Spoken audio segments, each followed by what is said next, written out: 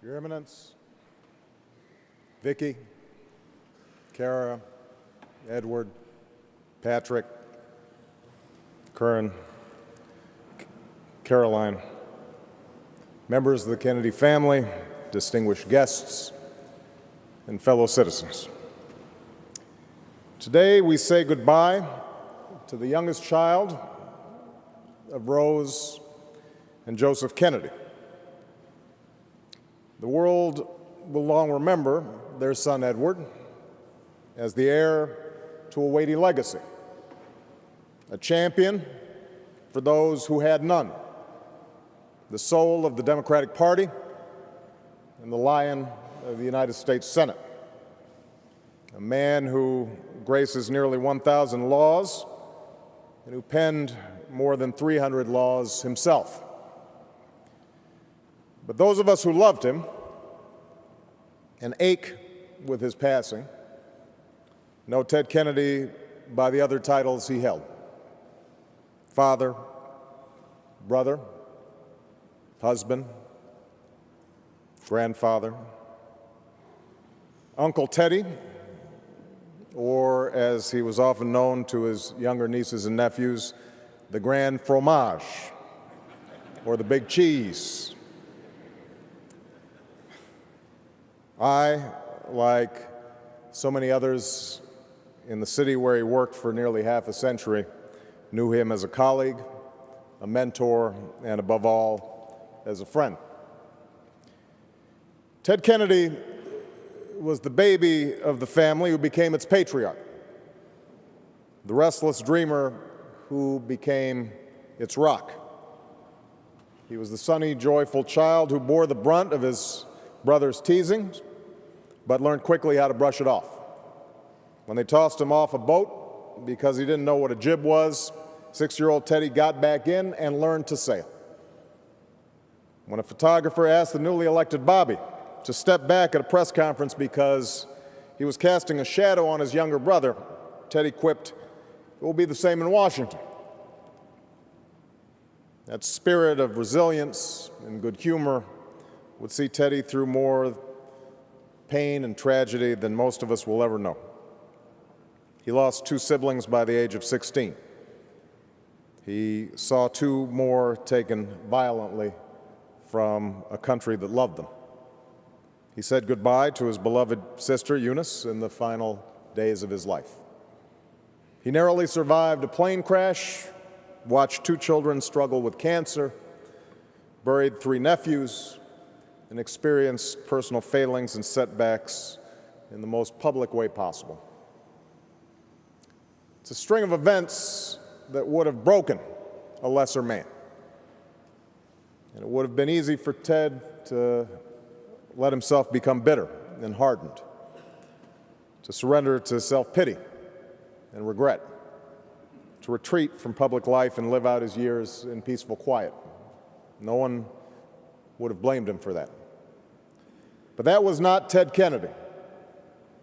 As he told us, individual faults and frailties are no excuse to give in, and no exemption from the common obligation to give of ourselves.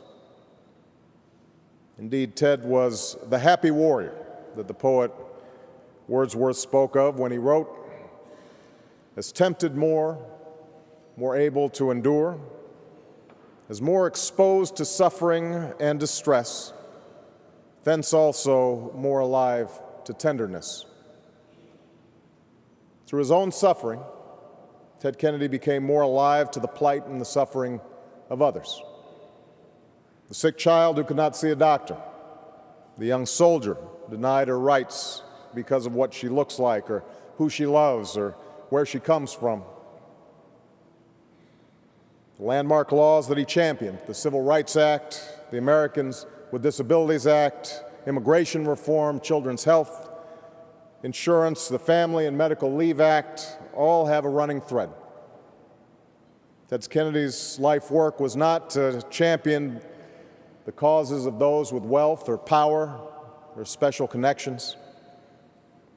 It was to give a voice to those who were not heard, to add a rung to the ladder of opportunity. to make real the dream of our founding.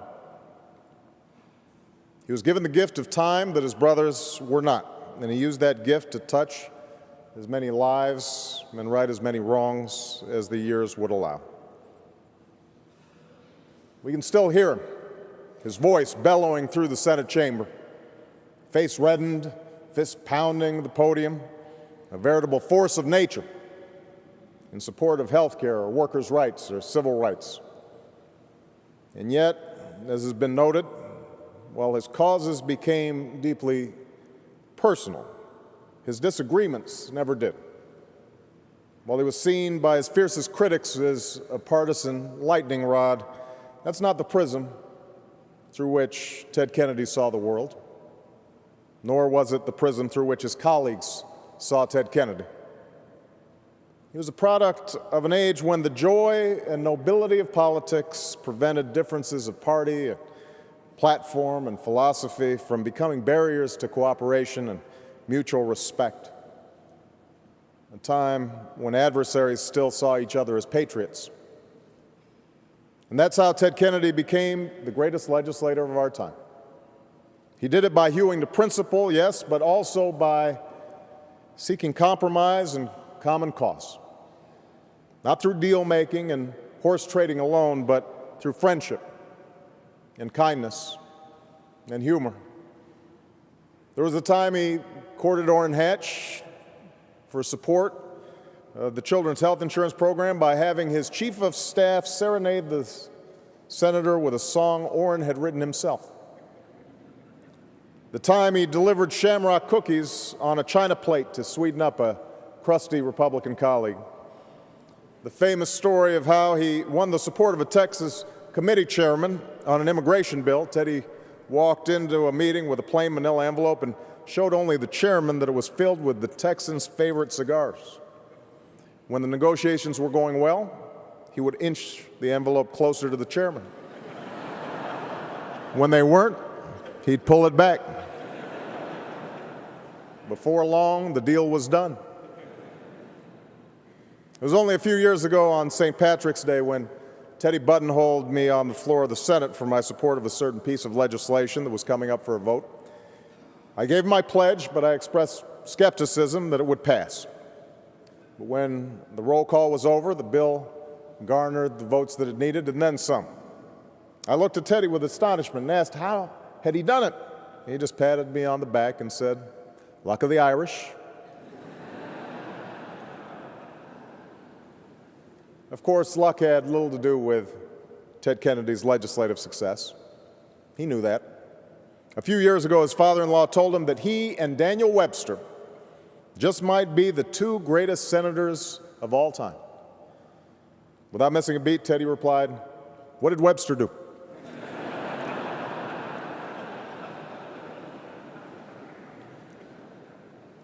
But though it is Teddy's historic body of achievements that we will remember, it is his giving heart that we will miss. It was the friend and the colleague who was always the first to pick up the phone and say, "I'm sorry for your loss," or "I hope you feel better," or "What can I do to help?" It was the boss so adored by his staff that over 500, spanning 5 decades, showed up for his 75th birthday party. It was the man who sent birthday wishes and thank you notes and even his own paintings to so many who never imagined that a U.S. senator of such stature would take the time to think about somebody like them.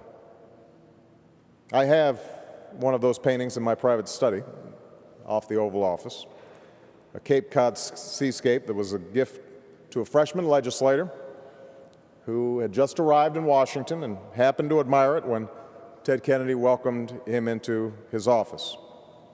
That, by the way, is my second gift from Teddy and Vicki after our dog Bo.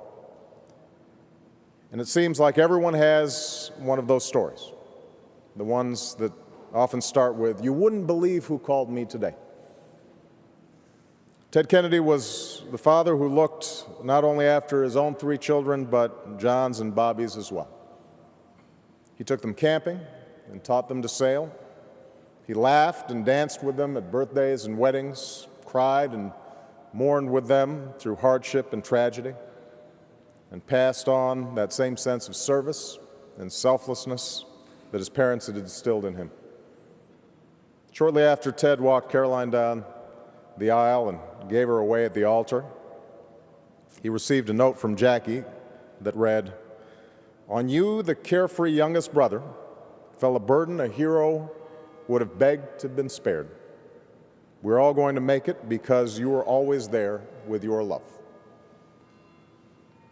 Not only did the Kennedy family make it because of Ted's love, he made it because of theirs, especially because the love and the life he found in Vicki.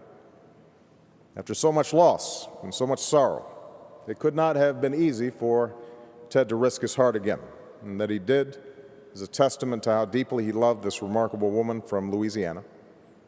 And she didn't just love him back, as Ted would often acknowledge Vicki saved him. She gave him strength and purpose, joy and friendship, and stood by him always, especially in those last hardest days. We cannot know for certain how long we have here. We cannot foresee the trials or misfortunes that will test us along the way. We cannot know what God's plan is for us. What we can do is to live out our lives as best we can with purpose and with love and with joy. We can use each day to show those who are closest to us how much we care about them and treat others with the kindness and respect that we wish for ourselves. We can learn from our mistakes and grow from our failures.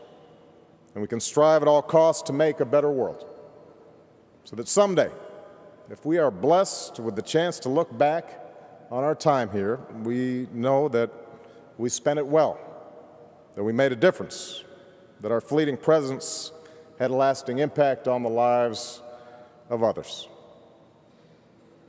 This is how Ted Kennedy lived. This is his legacy.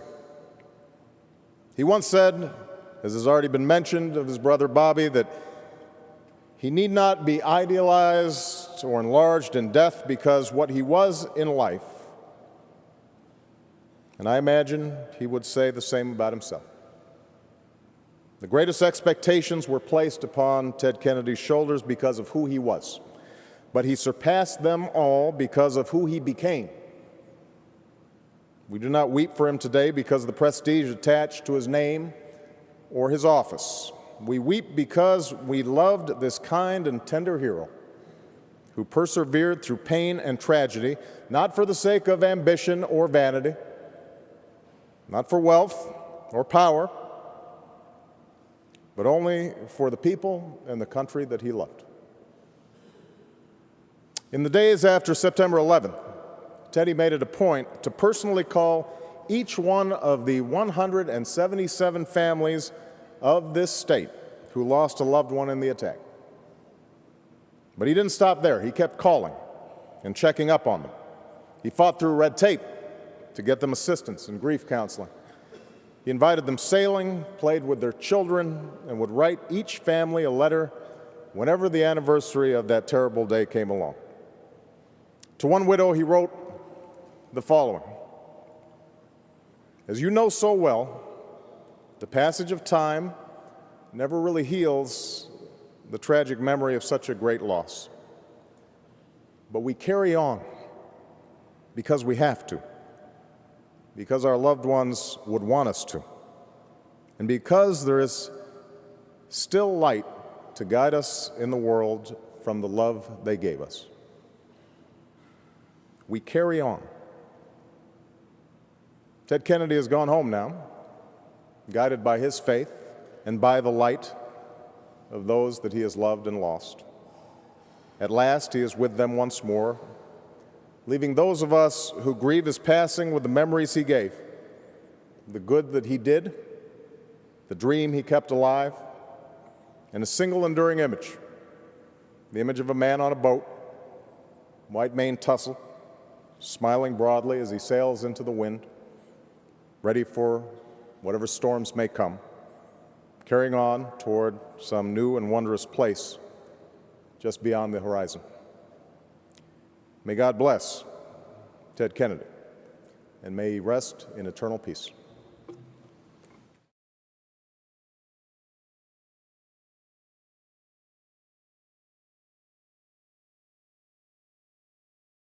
Brother, husband, grandfather, Uncle Teddy, or as he was often known to his younger nieces and nephews, the Grand Fromage, or the Big Cheese. I, like so many others, Senate, a man who graces nearly 1,000 laws and who penned more than 300 laws himself. But those of us who loved him and ache with his passing know Ted Kennedy by the other titles he held: Father, Your Eminence, Vicki, Kara, Edward, Patrick, Curran, Caroline, members of the Kennedy family, distinguished guests, and fellow citizens. Today we say goodbye to the youngest child of Rose and Joseph Kennedy.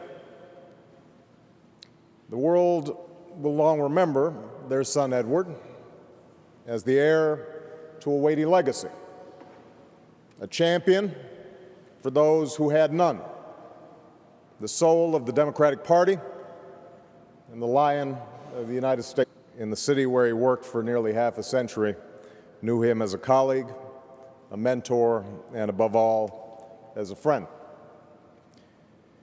Ted Kennedy was the baby of the family who became its patriarch, the restless dreamer who became its rock. He was the sunny, joyful